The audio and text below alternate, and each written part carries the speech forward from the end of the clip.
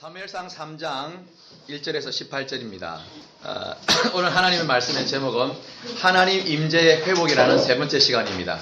계속 사무엘과 엘리, 한나를 지금 들어가면서 하나님의 임재의 회복 세 번째 시간을 맞이하게 되었습니다. 이 3장의 말씀은 참으로 우리에게 가르치는 교훈이 참으로 깊습니다. 아시다시피 지금은 엘리 시대입니다. 그죠? 엘리 시대. 이 엘리 시대는 지금 영적으로 잠자는 시대입니다.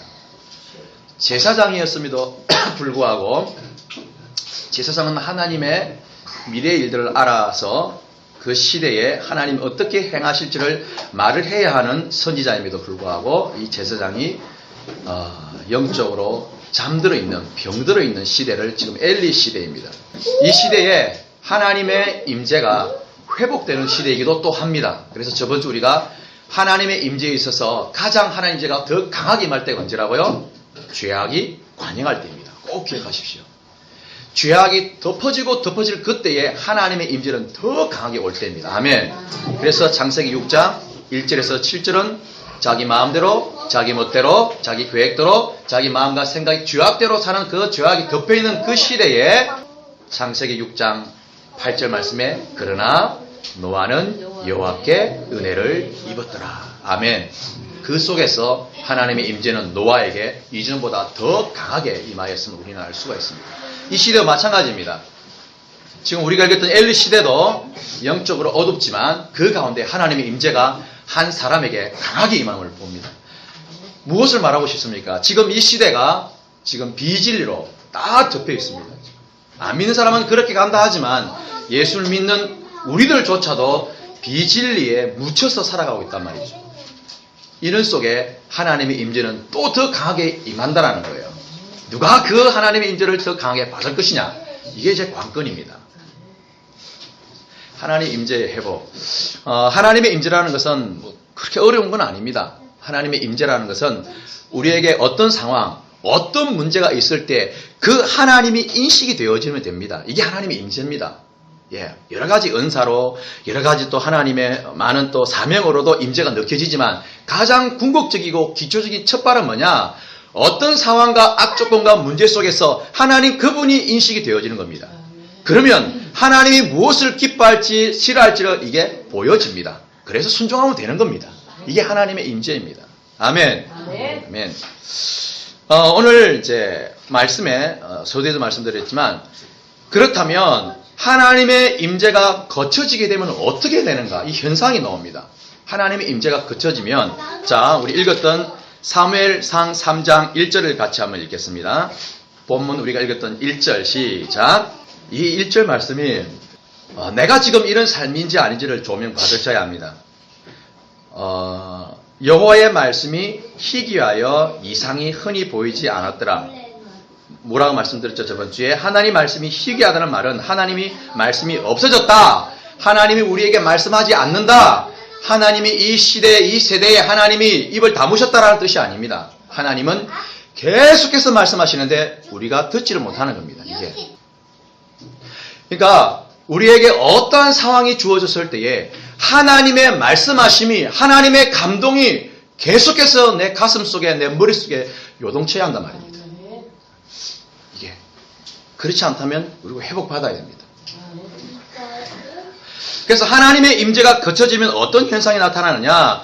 미래에 있을 사실들이 그 사실들을 깨닫지 못하게 됩니다. 무슨 말인지 알겠죠?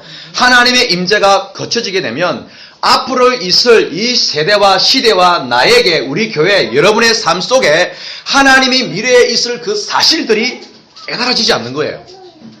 무슨 말이냐? 그냥 멍하게 사는 거예요. 그냥 쉽게 말하면 멍 때리게 사는 거예요. 멍 때리게. 이게 하나님의 임재가 거쳐진 이제 결과물입니다. 여기 보니까 하나님 말씀이 희귀하여 뭐가 흔히 보이지 않았더라? 이상이 보이지 않았더라. 성경에는 이 이상이라는 단어를 참 많이 씁니다. 근데 우리가 이상을 구별해야 될 게 뭐냐 하면 영어이지만 비전과 레벨레이션을 기억해야 합니다.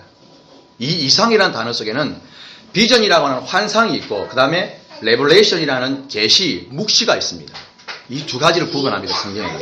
그런데 이 비전이나 레블레이션이나 환상이나 계시는 누구에게로부터 다 오느냐? 하나님에게로 다 옵니다.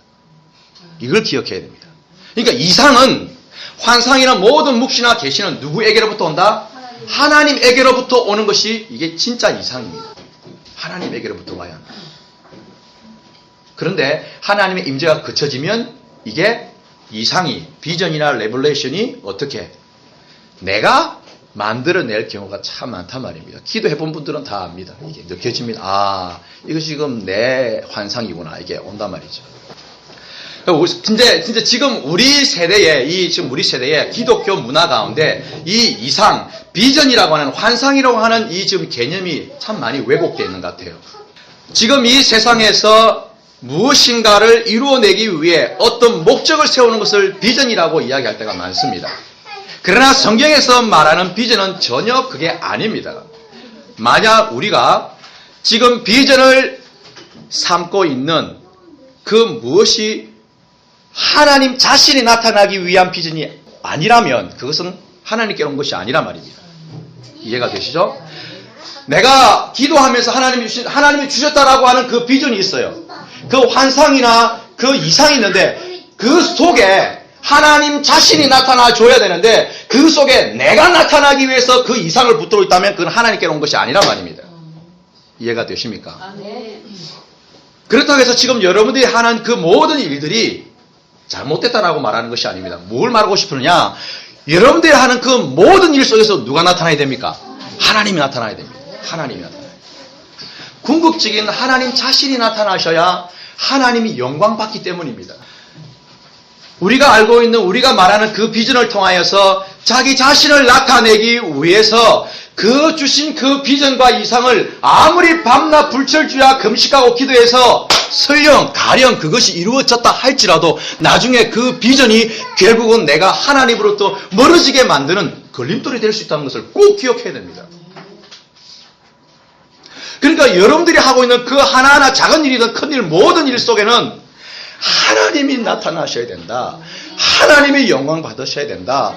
하나님의 임재가 내가 체험이 되어져야 된다. 이것이 매일매일 묵상이 되어져야 합니다. 그렇지 않으면 마귀가 우리의 마음을 싹 낚아채버립니다. 그리고 그 속에 내가 막 내 자신을 나타냅니다. 말은 하진 않죠. 절대 말 안 합니다. 속에서 내 육신의 자아가 나를 자꾸 나타내려고 합니다. 이거는 나중에 결말에 가게 되면요, 무섭게 변질됩니다, 이게. 그래서 지금 기독 그리스도인들이 사회적으로 부와 지위와 명예는 많이 받았지만 하나님의 영광을 가로막는 걸림돌이 너무너무 많이 일어나고 있습니다, 지금. 왜? 하나님의 주신 그 이상 비전과 환상을 하나님 자신이 나타나기 위해서 한 것이 아니라 내가 나타나기 위해서 했기 때문에 지금 이게 사회적 지탄을 다 받는 거예요. 이게 지금 가면 갈수록 더 일어날 겁니다, 이제. 이 속에 우리가 살고 있어요. 지금 이 가운데에. 말라기 1장 10절에 보면요, 이런 말씀을 하셔요. 내가 성전 문을 좀 닫았으면 좋겠다. 왜? 예배자들이 예배에 참여하는데 하나님 그 자신을 체험하기 위해서 예배하는 것이 아니라 헌금하고 금식하고 헌신 봉사하는 것이 아니라 자기 자신을 나타내기 위해서 예배하니까 하나님이 성전 문을 좀 닫았으면 좋겠다 이야기합니다. 얼마나 이게 마음이 아픈 말씀입니까? 너희들이 예배하는 그 모든 예배를 내가 안 받고 싶다라고 말씀하십니다. 다 아시잖아요. 그러면 여러분 자신은 어떠합니까? 우리가 하나님 앞에 기도하고 하나님을 예배하는 그 모든 삶과 모든 시간과 생활과 이곳 가운데에서 정령코 하나님이 내 삶에 나타나셔야 되고 이곳에 하나님의 임재가 있어야 된다는 사실을 매일매일 묵상이 꼭 되었으면 좋겠습니다. 아멘. 그럼 한번 찾아봅시다. 말라기 1장 10절 한번 찾아봅시다.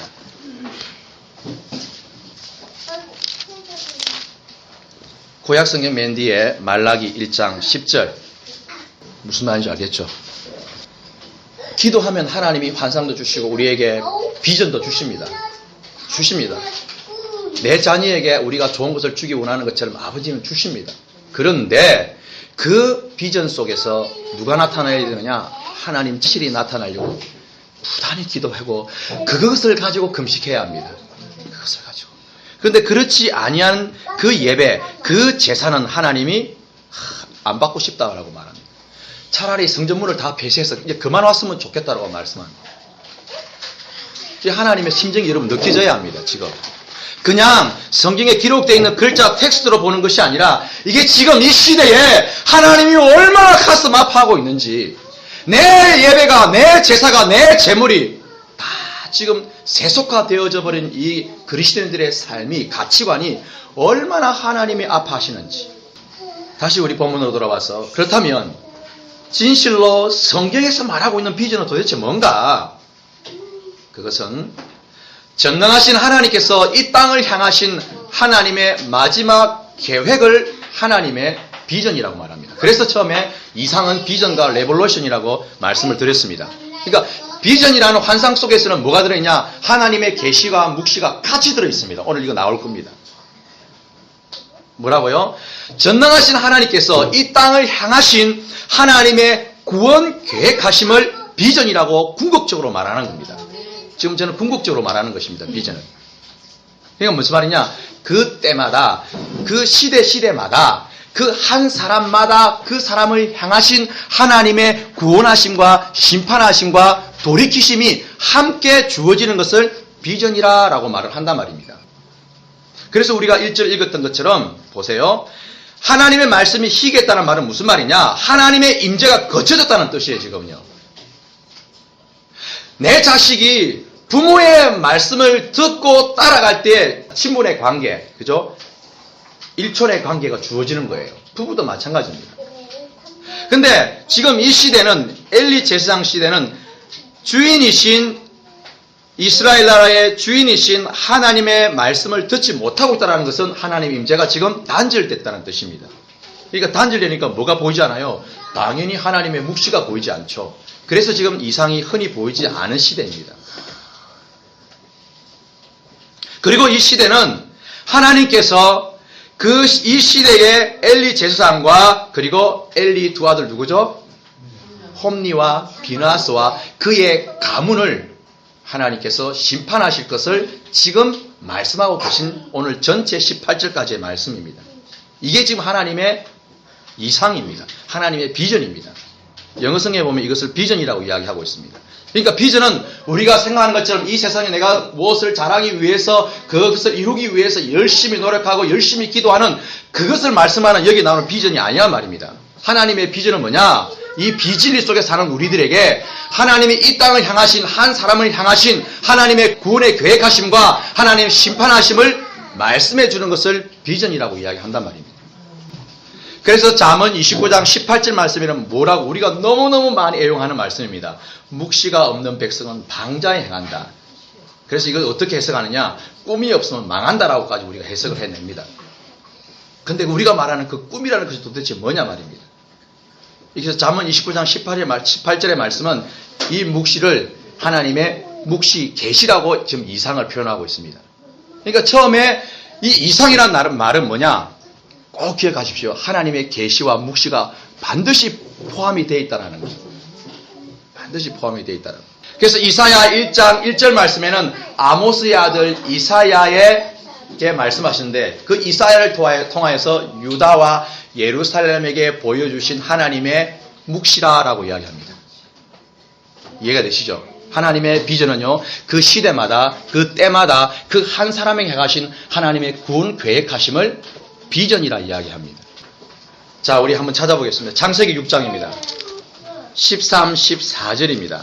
이 시대에 하나님의 비전을 너무너무 잘 설명하는 구절이 창세기 6장 13, 14절 두 절입니다. 지금 이만큼 장황하게 서두에 설명한 말씀을 지금 창세기 6장 13, 14절에서 말씀하고 있습니다. 그러니까 13절의 말씀은 뭐냐 하면, 그때 시대가 어떤 시대라고요? 죄악이 관영한 시대입니다. 그 시대가. 그런데 그 시대에 하나님의 이상, 하나님의 비전을 누구에게? 노아에게 주십니다. 노아에게. 그런데 그거 보시면요, 잘 보시면 당시 그 땅에 혈육 있는 자의 강포가 땅에 가득했습니다. 그래서 그 가득함으로 무슨 날이 되었다? 끝날이 되었다. 이게 비전입니다. 끝날이 되었다. 끝날이 내 앞에 이르러서 내가 그들을 어떻게 하겠다? 하나님은 심판하시겠다 합니다. 그런데 보세요. 그 심판이 가면 반드시 뒤에 뭐가 따라가냐? 구원이 같이 따라갑니다. 그 뒷절에 14절에 내가 너에게 명령하니 잣나무로 뭘 지어라? 방주를 지어라. 방주를 지어라. 이게 하나님의 비전입니다. 아멘. 아멘. 지금 이 시대입니다. 지금 이 시대. 부패하고 관영하고 또 흑암의 시대라고 말씀드렸잖아요. 마태복음 25장에 지금은 흑암의 시대입니다. 그리고 지금은 영적으로 잠자는 시대입니다. 이 시대에 우리는 하나님의 비전을 볼 수 있어야 합니다. 하나님의 비전이 무엇인지를 자꾸 깨달으려고 기도하고 몸부림쳐야 합니다. 그러면 하나님께서 우리에게 구원하심의 계획을 우리에게 피할 길을, 우리를 지켜주실 길이 보인단 말입니다. 그러면 내가 어떻게 살지가 확연하게 보인단 말입니다. 그래서 계시록 1장 1절에는 예수 그리스도의 뭐라? 계시라. 요한 계시록 1장 1절에 예수 그리스도의 계시라. 이 계시가 바로 계속 말씀하고 있는 비전 레벨레이션입니다. 묵시입니다. 예수 그리스도의 계시라. 이는 하나님이 그에게 주사 반드시 속히 될 일입니다. 반드시 마지막 때에 될 일들이 지금 있습니다. 반드시 속히 될 일들을 누구에게? 그 종들에게 보이시려고. 지금 우리에게 말해요. 우리에게. 아멘. 그 종들에게 보이시려고 그 천사를 명하여서 그 종 사도 요한에게 보이고 지시하신 것이라고 말합니다. 우리가 지금 여기에 포함되기 위해서 우리가 이곳에 모이고 예배를 드리는 겁니다. 세상으로 잘 먹고 잘 살고 뭐 어떻게 삐까뻔쩍 내기 위함이 우리는 아니라는 겁니다. 그러니까 무슨 말이냐? 마지막 때엔 이 시대를 향한 하나님의 계시가 더 밝히 보여야 하는데 그게 보이지 않고 깨달아지지도 않고 별 관심이 없다면 그것은 시대를 향하신 하나님의 임재가 지금 급속히 회복할 때이라는 것을 여러분 개인적으로 명심해야 합니다. 제가 말씀드렸죠.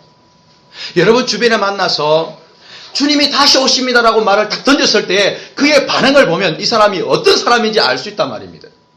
근데 대부분은 관념적인 그리스도들이 참으로 많습니다. 관념적인 그리스도들이 뭐라고요? 안다라는 거예요. 신학교에서 내가 다 배웠고 우리 교회 유명한 목사님인데 성경 공부에 다 배웠다라는 거예요. 그래서 나는 아니까 됐어.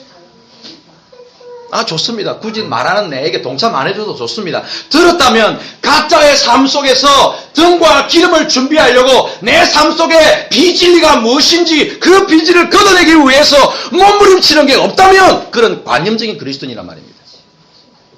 이게 뭐라고요? 경건의 모양만 가득한 사람입니다. 그래서 아무리 우리가 저도 마찬가지입니다. 아무리 우리 모두가 하나님의 말씀 앞에 하나님의 계시와 묵시 앞에 아무리 들어도 우리의 삶에 돌아갔을 때 아무런 변화가 일어나지 않고 우리의 마음이 요동하지 않는다면 시대를 향하신 하나님의 임재가 지금 엘리와 같이 급속히 필요할 때라는 말입니다. 어저께 이제 오산의 광원기도원을 갔다 왔어요. 성막 체험을 하고 왔는데 저도 이제 몇 번을 갔기 때문에 뭐 이제 생소하지는 않았지만 성막도 이렇게 관람을 하면서 거기에 보니까 노아 방주가 있어요. 노아 방주가 아주 잘 이렇게 모형을 이렇게 만들어 놓았어요. 현실감 있게 작은 이제 인형들도 이렇게 다 모션 하나 하나를 다 노아도 이렇게 설계도로 하나님이 주신 설계도를 가지고 노아도 막 지시하는 게 이게 인형이 있어요. 그 가족들이 막 이렇게 배를 짓고 있고 그런데요 희한하게요.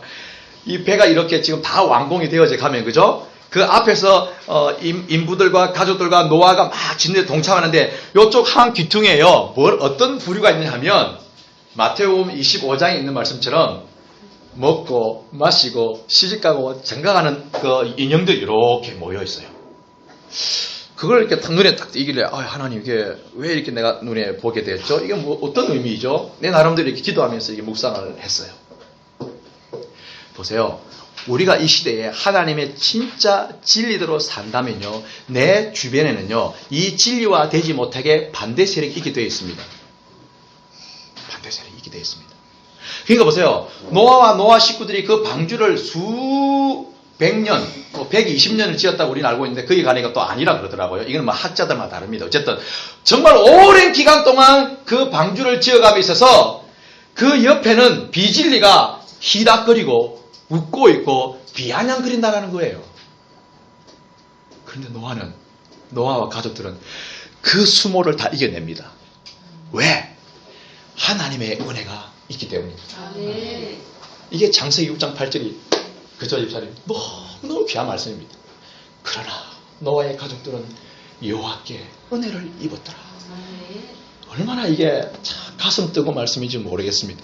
어저께 제가 이게 고백을 했지만 난 너무너무 감사하다. 내가 똑똑해서 내가 잘나서 내가 뭐 어떤 프로젝트를 잘해서 내가 내 인생에 어떻게 하면 하나님 잘해볼까 막 구상해서 나가 이렇게 온 게 아닌 것 같다. 나는 그렇게 아니라고 본다. 하나님의 은혜다. 하나님의 은혜다. 내가 무슨 진리를 알겠냐. 내가 어떤 영의 사실을 알겠냐. 참 내같이 참 반성무식하고 내같이 미련 바보 곰탱이 같은 나를 하나님이 이 진리의 길을 걷게 하심이 내가 얼마나 감사한지. 이게 저는 창세기 6장 8절의 말씀이라고 저는 믿고 있습니다. 그러나 태완이는 여호와께 은혜를 입었더라. 그러나 예수 능력교회는 여호와께 은혜를 입었더라. 아멘. 그러나 이 그러나 접수가 뭐라고? 반전입니다. 반전. 세상 사람들은 지금은 예수를 믿는다고 하지만 다 경건의 모양만 추구하고 비둘기의 순결성은 다 잊어버린 채 머리만 잘 돌리면 된다는 뱀과 같은 지혜를 구하지만 하나님을 향한 순결성은 다 지워져 버린 채 살아가는 이 시대에 그러나 예수 능력교회는 여호와께 은혜를 입었더라.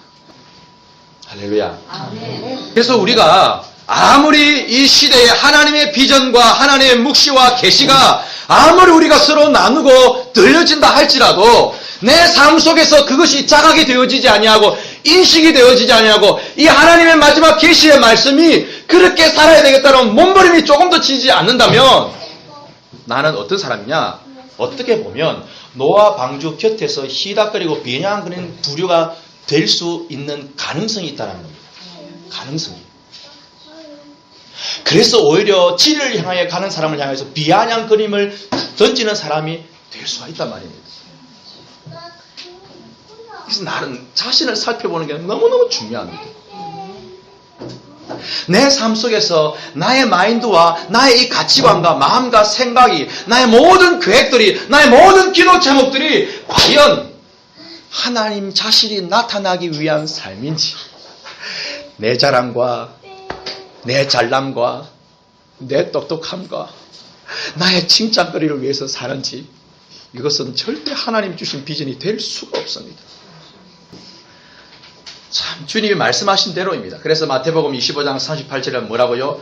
노아가 방주에 들어가던 날까지 그들은 어떻게 했다?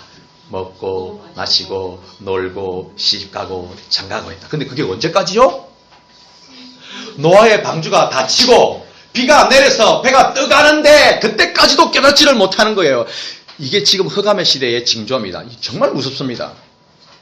그래서 우리는 이 땅에서 마지막 때에 살아갈 때는 주님이 말씀하신 마태복음 6장 31절 32절과 말씀같이 그러므로 염려하기를 너희는 무엇을 먹을까 마실까 염려하지 말고 오히려 하나님의 나라와 그의 의를 위해서 더 고심하고 더 막 기도하고 더 열중하고 집중하라고 말씀합니다. 그렇다면 지금 이 시대를 향한 하나님의 임재가 우리 예수 능력교회 위에 다시 회복되려면 어떻게 해야 할까? 우리 3장 8절과 10절입니다. 지금 이 시대를 향하신 하나님의 계시의 말씀을 듣기 위해서 우리가 회복이 되어야 되는데 그 하나님의 임재가 우리 가운데 회복이 되려면 오늘 석절 말씀을 통해서 귀가 열려야 합니다. 귀가 열려야 합니다. 다른 거 없습니다. 귀가 열려야 합니다. 이 귀는 어떤 귀라고요? 그 시대마다 때마다 시대를 향하신 하나님의 계시의 말씀이 들을 수 있는 귀를 갖고 있어야 합니다. 이거 어떤 귀냐? 신령한 귀라고 합니다. 신령한 귀. 그냥 나 다 잘 들리는데요. 나 청력이 좋은데요. 검사해도 아무 이상이 없는데요. 그 귀를 말하는 게 아닙니다. 이 시대를 향하신 하나님의 말씀을 딱 들었을 때 이 들렸던 이 말씀 몇 마디라 할지라도 그것이 나의 내리와 내 가슴과 내 삶 속에 접목이 되어지는 게 신령한 기입니다. 이게 신령한 기입니다. 들음으로써 듣는 것 참 중요합니다. 예, 구원은 들음으로 시작되기 때문에. 그러나 듣는 것이 그냥 듣고 흘리는 수준이 아니라 듣고 이 하나님의 말씀이 이 가치관이 하나님으로 바뀌어야 되고 이 마인드가 하나님의 신의 성품으로 바뀌어야 되고 그리고 내 삶과 내 예배 속에 이 하나님의 계시의 말씀이 자꾸 접목이 되어져야 합니다. 접목이. 오늘 우리가 이 8절, 9절, 10절 읽었는데요. 이게 지금 어떤 말씀이냐면요. 아시다시피 아이 사무엘은요. 3장 1절에는 하나님의 이상이 보이지도 않고 하나님의 말씀이 희귀한 그때에 아이 사무엘은 그러나 하나님께서 아이 사무엘 은혜를 입혔단 말입니다. 그러나 맞죠, 그죠? 그런데 아이 사무엘은 하나님의 말씀을 총 몇 번을 듣습니까? 4번을 듣습니다. 4번. 총. 그런데 누구는 못 듣습니까? 엘리는 못 듣습니다. 미안하지만 엘리는 못 들었습니다. 시대를 향하신 하나님의 이상과 하나님의 비전이 엘리는 못 들었단 말입니다. 사무엘은 들었고. 근데 보세요. 그런데 8절을 제가 읽어볼게요. 여호와께서 세 번째 사무엘을 부르시는지라 그가 일어나 엘리에게로 가서 이르되 당신이 나를 부르셨기로 내가 여기 있나이다 하니 그 다음에 보세요. 엘리가 여호와께서 이 아이를 부르신지를 어떻게 했다? 깨닫고. 그런데 다른 성경을 보니까요. 요 사이에 뭐가 들었냐면요. 그제서야 깨닫고 되어 있습니다. 그제서야 깨닫고. 그러니까 아이 사무엘이 하나님의 음성을 3번이나 들었는데도 불구하고 이 느낌이 없는 거예요. 이 엘리가. 이게 지금 영적으로 잠자는 시대입니다. 이 귀가 엘리의 귀는 그냥 육신적인 귀이지만 신령한 귀가 되지를 못했단 말입니다. 그렇다고 엘리가 처음부터 그랬냐? 아니요. 엘리는 처음부터서 하나님의 기름을 받았기 때문에 하나님의 이상을 듣는 신령한 귀가 있었습니다. 그러나 변질이 된 거죠. 왜곡된 거죠. 그도 세속화된 거예요. 그 귀가. 왜 엘리는 하나님의 음성을 들을 수 있는 귀가 없었을까? 왜 그랬을 것 같아요? 예, 기도를 안 했어. 뭐 여러 가지 있습니다. 여러 가지 있습니다. 그 답은 여러분들이 내려보세요. 왜 엘리는 하나님의 음성, 시대를 향하신 하나님의 계시와 묵시를 들을 수 있는 신령한 귀를 갖지를 못했을까? 엘리는 듣지 못했는데 그러나 아이 사무엘은 하나님의 법궤가 있는 그 하나님의 성전에서 떠나지 않고 오직 하나님만을 끝까지 기다린 그에게는 하나님의 음성이 들린다는 사실입니다. 그래서 이 인내가 참 중요합니다. 그래서 하나님께서 하나님의 말씀을 7교회 중에 한 교회에 하신 말씀이 뭐냐면 인내의 말씀을 지키라라고 말합니다. 하나님의 말씀 인내하지 않고서는 못 지키더라고요. 그러면 그 인내는 어떻게 지키느냐? 기도하지 않으면 또 인내가 안 나옵니다. 또 기도하지 않으면 또 인내가 안 나와요. 이게 희한해요. 이게. 오늘 우리 모두는 아이 사무엘과 같이 신령한 길을 갖기를 주님의 이름으로 간절히 축원합니다. 신령한 길을 꼭 가져야 합니다. 이 시대를 향하신 신령한 길. 이사야서 50장 4절 6절입니다. 이 이사야서 50장 4절 6절을 보면요. 신령한 길을 가진 자가 어떠한 삶이 되는지가 딱 나옵니다. 하나님의 계시를 듣는 신령한 귀는 어떤 사람인가? 이사야 50장 4절 6절. 아멘. 예, 이게 예수님의 예언의 말씀 맞습니다. 그러나 이 예수님의 예언 말씀은 이사야가 이렇게 살았습니다. 이렇게. 자 보세요. 우리는 어떤 귀를 가져야 되느냐? 학자의 귀를 가져야 합니다. 학자의 귀. 아멘. 학자의 귀를 갖고 학자의 혀를 가져야 합니다. 아침마다 나를 깨우치되 이 깨우치되 나의 귀를 깨우치사 학자들 같이 알아듣게 하소서라고 말합니다. 여러분 오해하지 마십시오. 여기에 학자는요 공부 잘해서 똑똑 박사가 된 학자를 말하는 게 아닙니다. 지금 이 학자는 디사이플입니다. 제자입니다. 제자. 하나님의 말씀이 떨어지면 어디까지 생각을 해들어야 되느냐? 그렇게 내가 순종하겠습니다까지 가야 됩니다. 지식 중요합니다. 그래서 제가 강조하는 거 배워야 된다. 절대 하나님 말씀 모르면 마지막 때 이단과 싸울 수가 없다. 배워야 합니다. 그런데 우리가 하나님의 말씀을 들을 때 학자의 길하는 것은 그 말씀이 떨어지면 내가 어떤 수모를 당해도 너와 같이 내가 순종하겠습니다까지 가야 합니다.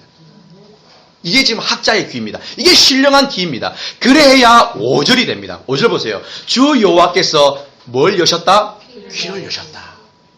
주 여호와께서 귀를 여셨으므로 내가 어떻게 하지 않겠다? 거역하지도 않는다. 나는 뒤로 물러가지도 않겠다. 이게 신령한 귀입니다. 이게 신령한 귀. 우리가 기도해야 될 게 하나님 이 시대에 내 귀가 신령한 귀가 되게 해주세요. 학자의 귀가 되게 해주세요. 제자의 귀가 되게 해주세요. 그래서 내가 하나님 말씀이라면 내가 합리적으로 계산해서 돌아쓰고 외면하는 것이 아니라 내가 맞서서 내가 앞에 설 수 있도록 물러나지 않도록 도와주세요. 6절 보면 더 심합니다. 보세요. 나를 때리는 자들에게 어떻게 내 등을 맡기겠대요. 나의 수염을 뽑는 자들에게 뽑히도록 내가 뺨까지 맡기겠대요. 나를 모욕하고 침뱉음을 당해도 내가 내 얼굴을 가리지를 않겠대요. 이제 앞으로 그런 시대가 올 겁니다, 여러분. 오히려 진리를 위해서 정말 말씀 한마디를 지키기 위해서 몸부림치는 사람들이 오히려 욕먹는 시대가 이제 곧 올 겁니다. 지금 우리 그리스도인들의 이 사고방식이 어떻게 변질된 줄 아세요? 하나님의 말씀을 그렇다 그러면 앉아가지고 말은 안 해랍니다. 말은. 그러나 속에는 말씀은 말씀이고 말씀은 말씀이고 삶은 삶이야. 지금 이 마음속에요. 이러한 가치관이 숨어 있습니다. 그러니까 한 말씀을 지키기 위해서 몸부림치는 사람이 이제 왕따의 시대가 올 겁니다. 그런데 학자의 길을 갖게 되면 절대 물러서지 않는 겁니다. 왜? 그 길은 누가 주셨으므로? 하나님이 주셨으므로. 하나님이 그 길을 여셨으므로. 하나님이 그 말씀을 이루어 가시기 때문에 우리는 기도와 함께 순종을 하면 되는 겁니다. 할렐루야. 그래서 요한계시록 1장 3절 말씀에는 이 예언의 말씀을 읽는 자와 듣는 자와 지키는 자가 복이 있다라고 합니다. 할렐루야. 이 예언의 말씀, 지금 계속하고 있는 비전입니다. 하나님의 계시와 묵시의 말씀을 지금 이 시대를 향하신 하나님의 말씀을 읽고 듣고 지키는 자가 마지막 때는 진짜 마태복음 5장과 같이 복 있는 자라고 칭하여 주시겠단 말입니다. 그렇다면 여러분, 여러분의 이 귀가 어느 소리에 더 민감하게 반응하냐 알아야 합니다. 이걸 진단받아야 합니다. 내가 세상의 소리에 민감하게 반응하는 귀인지, 내가 정령코 하나님의 말씀 앞에 반응하는 귀인지를 진단받아야 합니다. 누가 나에게 뭐라 그랬을 때에 이 귀가 듣고 내 마음이 울거락 하면 이거는 세상의 귀입니다. 아직도 미안하지만. 누구에게 뭔가 자존심 상한 말을 들었을 때 이 속에서 혈기가 울거락 하면 이것은 아직도 학자의 귀가 되지 못한 겁니다. 학자의 귀가 되려고 내 안에서 싸워야 합니다. 싸우면 하나님이 이 귀를 학자의 귀로 만들어 주십니다. 할렐루야. 말씀은 읽고 설교는 듣는데 돌아서면 잊어버리고 삶 속에서 그 말씀이 기억되지 않는다면 그 귀는 미안하지만 닫혀있는 귀입니다. 닫혀있는 귀. 여기에서는 열릴 수 있습니다. 자, 가장 중요한 건 뭐냐? 내 삶에 갔을 때 이 귀가 계속 열려 있어야 합니다. 이 귀가. 하나님이 말씀하신다. 그래서 처음에 말씀했던 게 뭡니까? 우리에게 주어진 모든 일에서 하나님 자신이 나타나야 된다. 하나님의 살아계심과 하나님의 임재와 그분의 영광 나도록 내 삶에서 몸부림을 쳐야 한다. 아멘. 그래서 우리 예수 능력교회 오늘 참여 우리 모두는 우리의 귀가 세상의 소리에 민감하게 반응해서 그렇게 할 것이 아니라 하나님의 소리에 민감하게 반응하기를 정말 주님의 이름으로 축원합니다.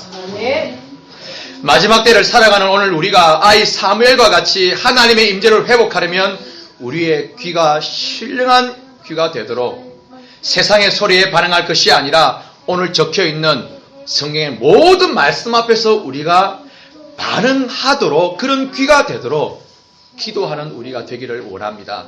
할렐루야.